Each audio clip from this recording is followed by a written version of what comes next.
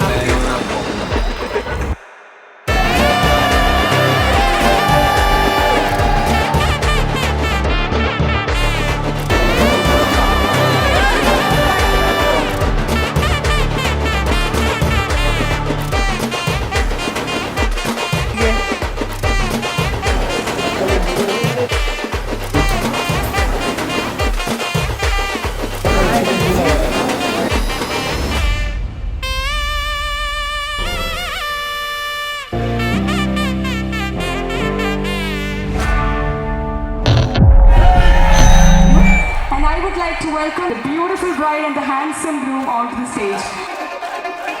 എൻ്റെ എല്ലാ കൂട്ടുകാരുമായിട്ടുള്ള ബന്ധം പുലർത്താൻ എന്നെ സപ്പോർട്ട് ചെയ്യുന്ന